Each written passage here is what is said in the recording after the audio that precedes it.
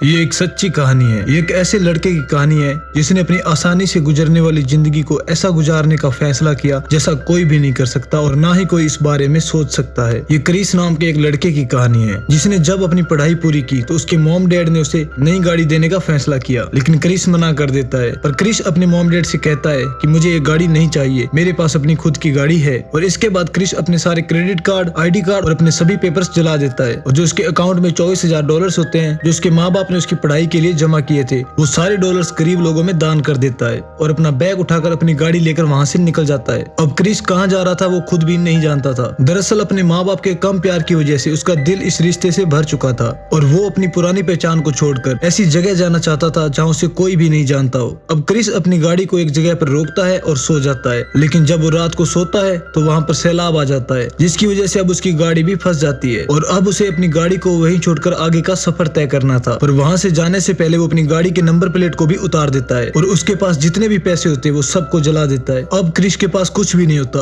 उसके पास होता है तो सिर्फ उसके सपने, उसका मकसद और उसका एक बैग। और अब हमें दिखाया जाता है क्रिस अब लिफ्ट मांगकर, लोगों से मदद मांगकर आगे का सफर तय करता है क्योंकि अब उसके पास ना गाड़ी थी और ना ही पैसे। अब जहाँ उसका मन करता था वो वहीं सो जाता था, जहाँ उसका मन करता वो वहाँ जाता था। और अब क्रिस ने पूरी दुनिया को ही अपना घर मान लिया था और यहाँ तक कि अपना नाम भी बदल लेता है। और अपने सफर के दौरान वो एक कपल से मिलता है और वो कपल क्रिस को अपनी गाड़ी में बैठा लेते हैं और वो उससे कहते हैं कि हम भी तुम्हारी तरह ही हैं और फर्क सिर्फ इतना है कि तुम पैदल सफर करते हो और हम गाड़ी पर, और हमें खूबसूरत जगहों पर जाना काफी पसंद है। क्रिस अब कुछ दिन इनके साथ ही रहता है। अब इस कपल में से हस्बैंड अपनी वाइफ के बारे में बताता है। वो कहता है कि मेरी वाइफ अपनी पुरानी जिंदगी से अभी तक बाहर नहीं आई, वो अपने पहले वाले हस्बैंड को अभी तक भी याद करती है, पर मैं अपनी वाइफ से बहुत ज्यादा प्यार करता हूँ। और वो कहता है कि जब तुम हमें मिले थे तो भी हमारे बीच लड़ाई झगड़े ही हो रहे थे। क्रिस कहता है कि कुछ लोग अपनी पुरानी जिंदगी को शायद बिल्कुल भी नहीं भूलना चाहते, इसलिए ऐसा करते हैं। वो आदमी क्रिस से कहता है कि अरे वाह, तुम तो काफी समझदार हो। अब क्रिस के उनके साथ रहने से उनका रिश्ता अब और भी ठीक होने लगा था, मगर क्रिस का सफर यहाँ तक नहीं था, उसे आगे जाना था, उसे अलास्का जाना था। इसलिए क्रिस इस कपल को यहीं छोड़कर अपने आगे के सफर पर निकल जाता है। क्रिस अभी कैलिफोर्निया में था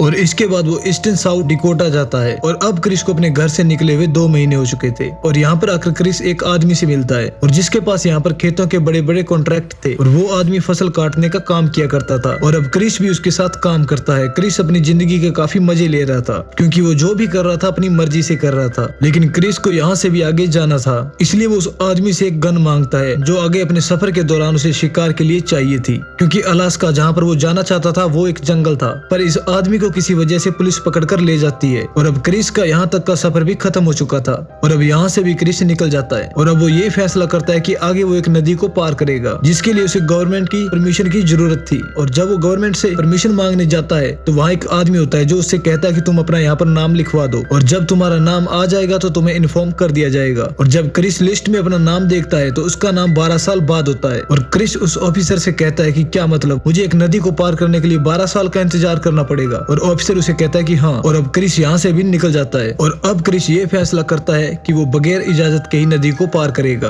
और अब क्रिस उस नदी को भी पार कर लेता है और उसे वहाँ पर भी एक कपल मिलता है जो क्रिस को बताते हैं कि तुम इस नदी को पार करके आगे मैक्सिको भी जा सकते हो। लेकिन अब क्रिस के पीछे पुलिस भी लग चुकी थी, लेकिन क्रिस अब मैक्सिको भी पहुंच जाता है। लेकिन यहाँ तक पहुंचने के लिए क्रिस ने काफी ज्यादा मुसीबतों का सामना किया था, यहाँ तक कि उसे एक गुफा में भी रहना पड़ता है। क्रिस अब एक शहर में पहुंच जाता है, लेकिन क्रिस को यहाँ पर घुटन महसूस होती है, इसलिए क्रिस यहाँ से भी निकल जाता है। और क्रिस अब अपना ज्यादा सफर ट्रेन पर भी करने लगा था, मगर क्रिस के पास इतने पैसे नहीं थे कि वो ज्यादा दिन सफर कर सके और इसके लिए अब क्रिस मालगाड़ी का सहारा लेता है। लेकिन एक दिन रेलवे पुलिस उसे पकड़ लेती है और क्रिस को काफी ज्यादा मारती है और अब क्रिस को दोबारा से लोगों से लिफ्ट मांगकर सफर करना पड़ता है और रास्ते में उसे वापस से वही पुराने कपल मिलते हैं जिनसे वो अपने सफर पर सबसे पहले मिला था। और यहाँ पर क्रिस एक लड़की से भी मिलता है जिसका नाम क्रिसी था और वो क्रिस को पसंद करने लगी थी, पर क्रिस उसे पसंद नहीं करता था क्योंकि वो आगे अपने सफर पर जाना चाहता था, क्योंकि उसे तो अलास्का जाना था। और कुछ वक्त यहाँ रहने के बाद अब वो अपने आगे के सफर पर निकल जाता है और अब वो एक शहर में पहुंचकर अपना कैंप भी लगाता है। और कुछ दिन यहाँ रहने के बाद उसकी मुलाकात एक बूढ़े आदमी से होती है जो एक रिटायर्ड ऑफिसर था और साथ में वो लेदर का काम भी करता था। और जब वो बूढ़ा आदमी क्रिस की कहानी सुनता है तो उसे उसकी कहानी काफी ज्यादा अच्छी लगती है और अब वो ज्यादा से ज्यादा वक्त क्रिस के साथ गुजारने लगा था।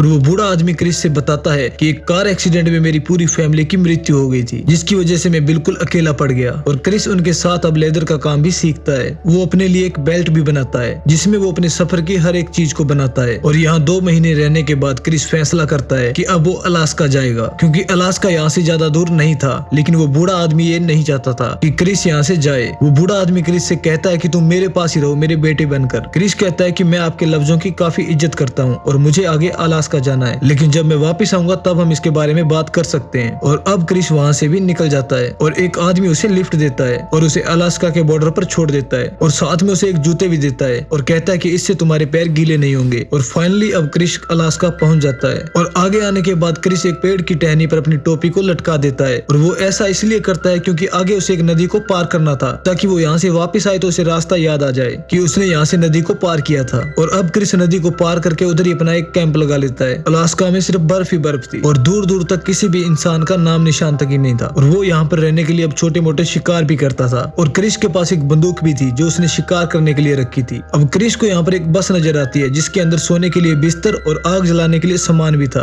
और अब क्रिस को रहने के लिए एक बढ़िया जगह मिल चुकी थी। और अब क्रिस बस को अच्छे से साफ करके वहीं पर रहने लगता है और वो शिकार करके अपना पेट पालता था। और अब क्रिस अपनी वो जिंदगी गुजार रहा था जो वो जीना चाहता था। क्रिस की एक अच्छी आदत और भी थी कि उसे पढ़ने लिखने का बहुत शौक था। और अब तक क्रिस जहाँ भी गया उसने उस जगह की खूबी को अपनी किताब में लिखा था, ताकि अपनी जिंदगी में हमेशा वो उन पलों को याद कर सके। अब शुरू में तो अलास्का के दिन उसने बहुत अच्छे से गुजारे और अब आहिस्ता आहिस्ता उसका खाने पीने का सामान भी खत्म होने लगता है, इसलिए अब उसे खाना पीना भी कम करना पड़ता है, जिसकी वजह से उसका काफी वजन कम हो गया था। और जो उसने बेल्ट पहनी थी जो उसने खुद बनाई थी उसमें वो बार बार सुराख करके उसे छोटी करके पहनता था। और अब क्रिस का बिल्कुल भी खाना खत्म हो रहा था और इसके लिए अब वो सोचता है कि अब उसे बड़े से जानवर का शिकार करना पड़ेगा और उस खाने को बहुत दिनों तक चलाएगा। लेकिन जैसा उसने सोचा था वैसा बिल्कुल भी नहीं हुआ। उसका सारा शिकार किया हुआ जानवर का गोश्त खराब हो जाता है, उसमें कीड़े पड़ जाते हैं। और उसे अब यहाँ पर एक बात तो समझ आ गई थी कि कुदरत के आगे किसी की भी नहीं चलती। और क्रिस अब इस जिंदगी से तंग आ जाता है। और अब क्रिस को ये समझ आ जाता है कि असली खुशियां सिर्फ वही होती है जो अपनों के साथ बांटी जाती है। और अब क्रिस यहाँ से जाने का फैसला करता है। लेकिन जब वो उस नदी के पास आता जिसे उसने पार किया था तो वो अब अपने उफान पर आ चुकी थी और अब क्रिस उस नदी को पार नहीं कर सकता था। और जब क्रिस उस नदी को पार करने लगता है तो उस नदी में गिर जाता है, जिसकी वजह से उसे चोट लग जाती है और वो बाल बाल बचता है। और अब क्रिस वहाँ से वापस अपनी गाड़ी में आ जाता है और वहीं पर अपने दिन गुजारने लगता है। अब क्रिस के पास खाने पीने के लिए कुछ भी नहीं था। क्रिस जंगली पेड़ पौधों को खाना पीना शुरू कर देता है, जिसके बारे में उसके पास एक किताब भी थी, क्योंकि जंगल में आप हर कोई पेड़ पौधा नहीं खा सकते। और एक दिन क्रिस गलती से एक जहरीला पौधा खा लेता है, जिसकी वजह से उसके पूरे शरीर में जहर फैल जाता है। और अब क्रिस के अंदर इतनी भी हिम्मत नहीं थी कि वो अपने लिए खाना तलाश कर सके। और अब क्रिस को अलास्का में पूरे 100 दिन हो चुके थे और अब जो क्रिस अपनी जिंदगी में करना चाहता है वो कर लेता है, मगर अब वो काफी ज्यादा कमजोर हो जाता है। लेकिन अभी भी क्रिस अपने ख्यालात लिखता था और क्रिस अपने आखिरी पलों में लिखता है,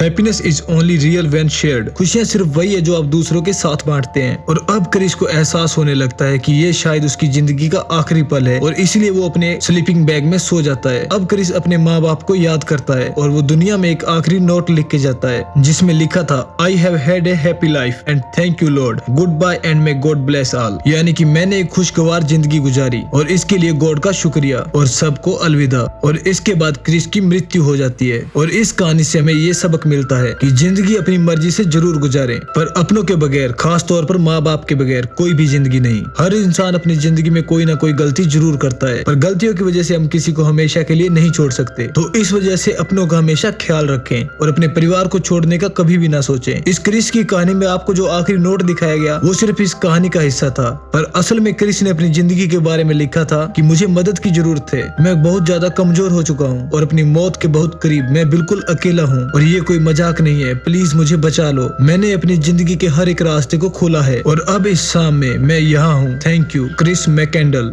और इसी के साथ क्रिस की ये सच्ची कहानी यहीं पर खत्म हो जाती है। अगर मूवी पसंद आए तो चैनल को सब्सक्राइब करना ना भूले और वीडियो को लाइक करना भी ना भूले। मिलते हैं अगली वीडियो में, तब तक के लिए गुड बाय।